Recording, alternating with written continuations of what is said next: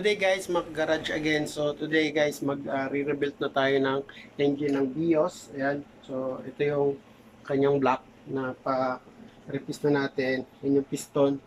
Yan, nakakabit na rin yung mga ring. And yan, nakahanda na yung mga kakabit natin. So yan. Mag-video ako guys dito ng about sa pagkabit lang muna ng crankshaft and yung torque spec niya ilalagay ko dito sa description, and of course kung paano natin higpitan ng proper yung main cap bearing ng ating crankshaft. So ito guys yung bakit kailangan natin palitan, bakit ko binaba yung makina guys is dahil meron na siyang knocking sound. So kung nakakaranas na kayo ng mga ganitong tunog, ayan, lalagay ko yung clip.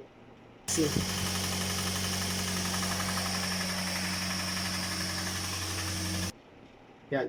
So it means meron na kayong problema sa either the main bearing or connecting rod bearing. On that case guys, kailangan nyo na kaagad hinto yung sasakyan nyo, and mas magandang dalhin nyo na kaagad yung sasakyan nyo doon sa may shop or sa mga trusted na mechanic nyo, tawagan nyo. Pahanap nyo kung ano yung natunog na yon. Okay? Kasi kung lalala yun guys, yung tunog na yon is masisira. Katulad nito guys, although hindi pa siya sobrang lala, pero kailangan natin ibaba yung makina kasi kailangan kong replace or paribor, ano yung main journal niya, yung journal ng crankshaft, kasi may na-damage siyang malalim. So hindi natin pwedeng sa kabilang tabi yung damage na yun, kasi magkukos agin yun ng pagkasira ng ating main bearing.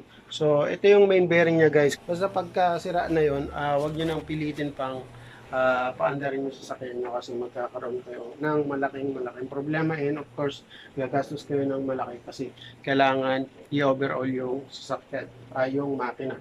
So ayan guys, now ikakabit na natin yung crankshaft, and tuturo ko sa inyo, as I said, yung pag-torch dito.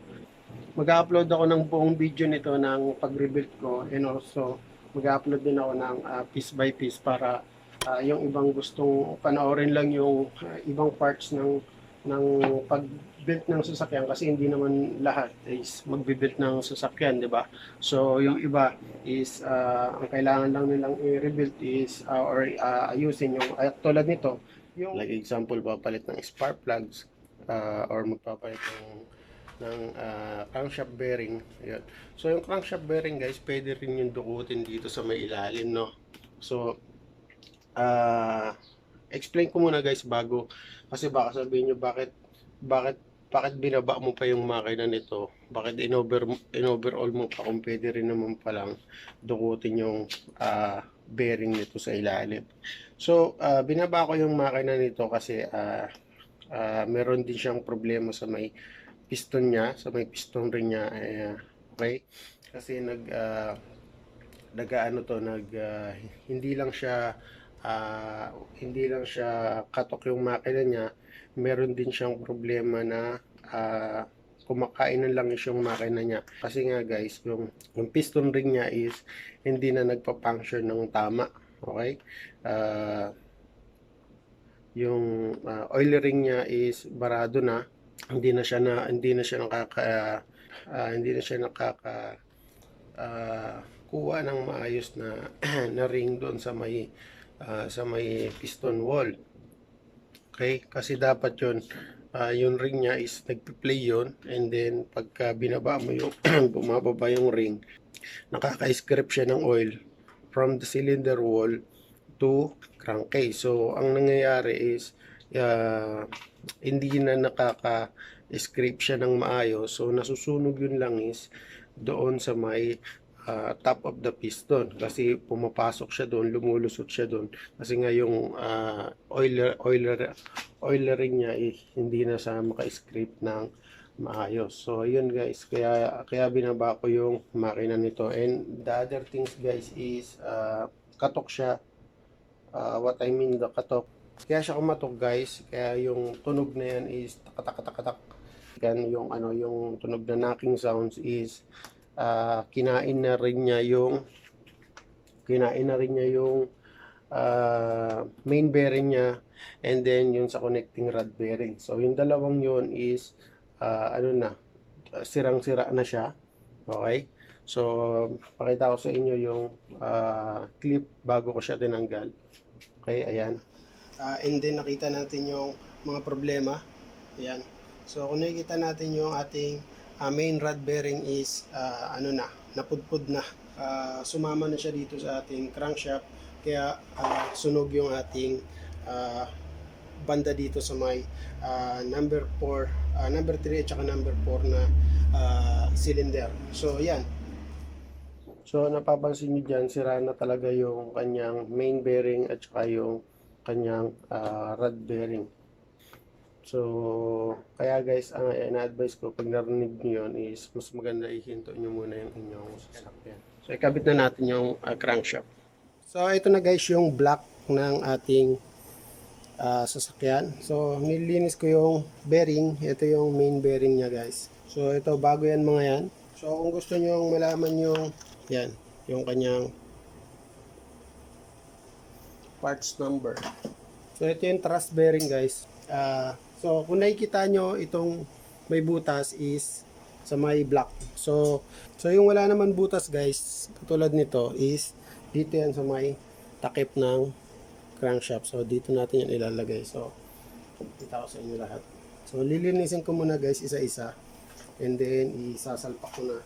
So, ayan kung nakikita nyo na dahil wala pa akong mga upload na video guys kasi sobrang busy ako sa paggawa nitong sasakyan na to, and meron pa akong nakapilang sasakyan, kaya talagang pinatapos ko na to. So numbering to guys, yung mga cover ng ating block is may number tulad nito is number 3 siya. So lalagay siya natin dito sa number 3. So ready muna natin lahat. Kaya yung paglagay nyan guys, unahin nyo lang yung dito, and then i-push nyo lang to paloob, yan, maglalak na yan dyan. Okay, so this is number 2.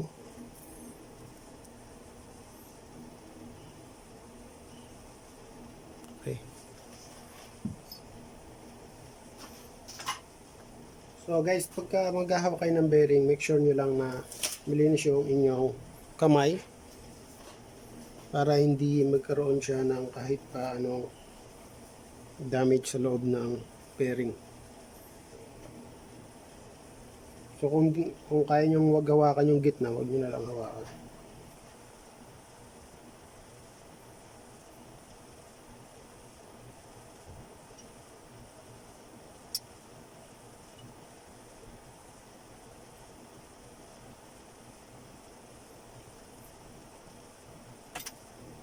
So wag na wag nyo lalagyan ng langis yung mismong upuan o lalagyan ng bearing. So lagay ng itong mismong bearing. So kabit natin yung thrust bearing. So huwag nyo itong lalagyan ng oil.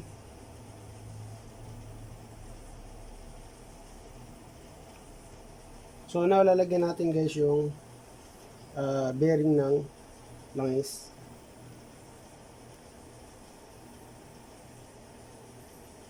So kailangan mo itong lagyan guys kasi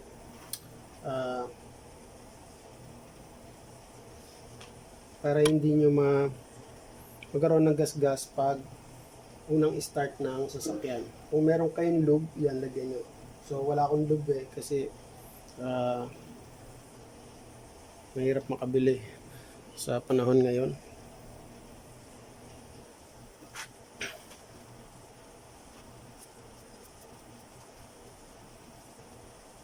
Okay, so kabit natin. Come on.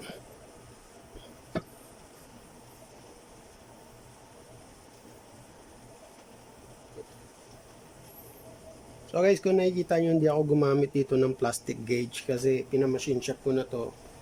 Sila na yung naggawa noon, nag plastic gauge, and para magkaroon tayo, para maging tama yung pagka sukat ng ating journal journal at saka yun dun sa may bearing. Kasi ah, hindi na siya yung factory standard. So medyo nagbawas na sila kaya bumili tayo ng ah, second na bearing dun sa may standard kasi meron yan sizes.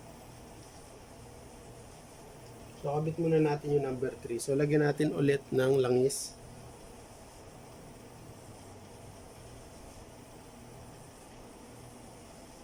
So kung nakikita nyo to guys, yung parang arrow marks.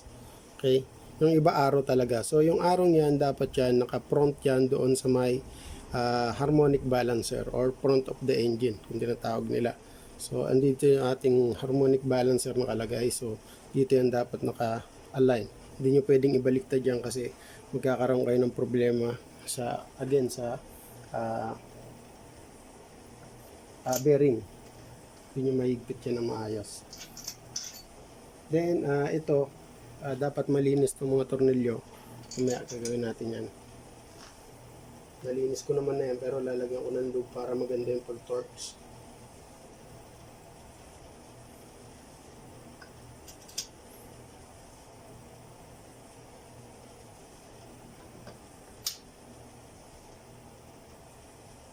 Number 4.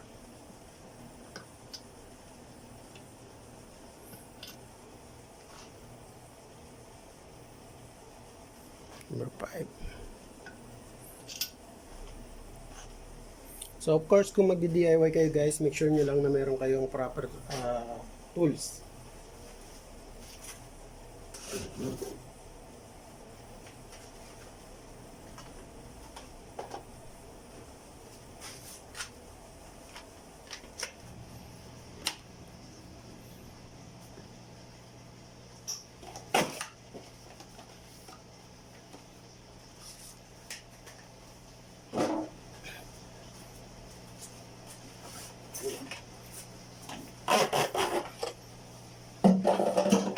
So guys, ito yung aking mga torque wrench. So kung nakikita nyo, ito yung isa yung malaki. Pang ano kaya pang malakihan. Yan. Junior yan. Junior yung ginagamit ko yan. Ito yung isa yung maliit. Dahil wala na akong mabiling 3 inch na torque wrench na katulad nitong Junior. So bumili na lang ako ng isang Gorbar, ayan, Norbar. So ito kasi luma na tong Junior. Ito yung bago na yung Norbar. So gagamitin ko yung Norbar kasi maliit na torque wrench lang yung kailangan natin dito, hindi naman malaki yan. Ito ginamit ko to sa V20 engine kasi medyo mataas yung torques na kailangan niya. Kasi yung mga Honda guys, hindi sila gumagamit, nakadepende lang sila sa torques. Hindi katulad ng Mitsubishi, Honda, Mitsubishi, Toyota, yan, meron silang yung second step nila is degree. Hindi katulad ng Honda is torque lang talaga. So first, muna natin guys, lagyan natin ng langis yung mga ng konti lang, sasawsaw nyo lang siya sa langis para lang hindi lang siya tawag dito, mahirapan sa pag-torques. Dapat tama yung pag-torques niya para hindi siya, ano ba yung terms na yun, para hindi masyadong maganit. So makukuha niya yung proper torques niya.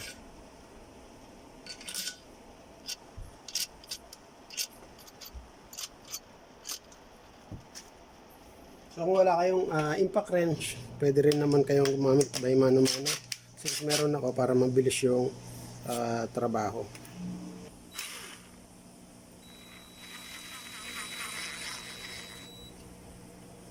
So paghigpit nito guys, gamit kayo ng bi-sequence, okay? So yung bi-sequence na yun is tinatawag na, so start tayo dito guys from 1. So dapat meron din kayo guys na follow tayo sa repair manual. So yung repair manual natin is sabi is 1, 2, 3, 4, 5, 6, 7, 8, 9, 10. So Yan. Start tayo from 1. This is 1, 2, 3, 4, 8, 5, 6, 7, 8, 9, 10. So now, ito bench natin guys. Antay na. So, ang foot pound niya is 16 foot pound or 16 foot pound. So, set natin siya ng 16 foot pound.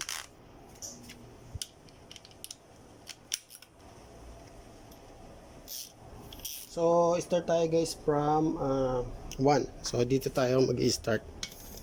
16 foot pound na. Okay, 1, 2, 3, 4, 5, 6, 7, 8, 9. So, pag tumunog na guys, ihinto nyo na. So, kahit anong higpit niya na yan. Kung gusto nyo pang higpitan, hindi na higpit yan. Okay. So, now, ano natin to 90 degree. So, kailangan natin lagyan ng marka. Pinisan muna natin. So, using ito yung pambura ng pen, ball pen. So, gagawin natin guys is lagyan natin tong, depende na sa inyo guys kung saan nyo gusto magmarka. Pero kung saan kayo comfortable. So, ako dito comfortable. Kasi dito ako pupunta. So, lagyan ko to. Oops.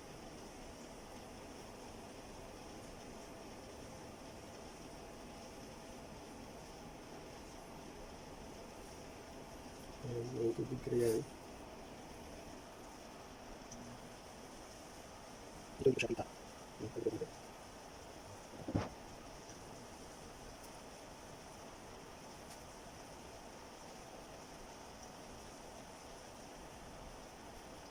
Kasi sa guys, mas kung saan kayo comfortable nyo.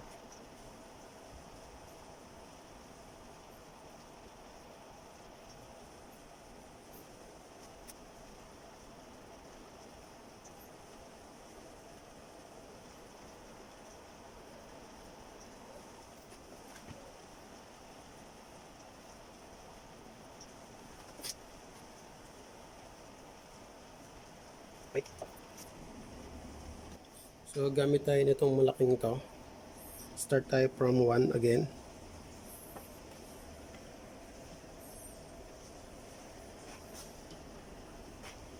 Degree. Oops.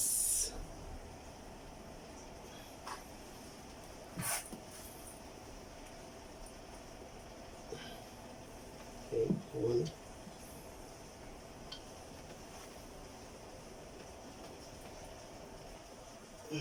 2.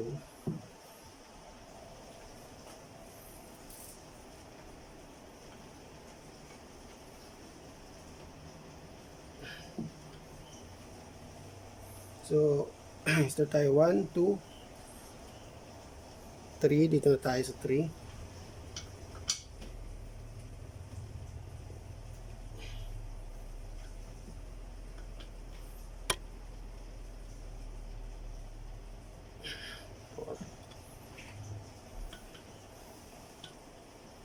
5,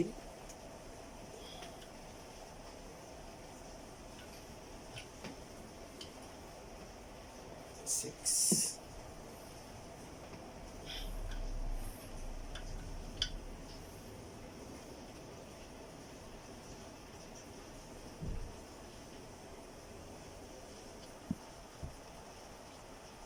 5, 6, 7, 8.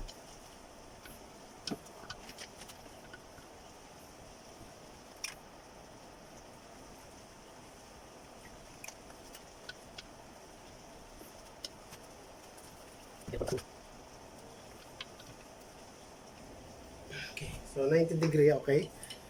So then, ikutin nyo guys yung, kung smooth. Okay. So, smooth, walang alog. Okay? Okay guys, nakabitan natin yung crankshaft dito sa may block natin. Yan. Smooth na smooth ang kanyang ikot. So now guys, next naman, bukas guys, tomorrow babalik ako dito para ikabit naman yung piston. And higpit naman natin, ituturo ko naman sa inyo kung paano maghigpit ng connecting rod dito sa ating crankshaft or sa ating sasakyan sa ating makina. And then tuturo ko rin sa inyo kung paano mag set ng piston ring dito sa piston. So, hanggang dito na lang muna guys, and we'll see you back again with my next video. So, sa mga bago lang dito sa aking channel, huwag niyong kalimutan mag-click ng subscribe button and of course notification bell para ma-notify kayo sa aking mga susunod na DIY video. So,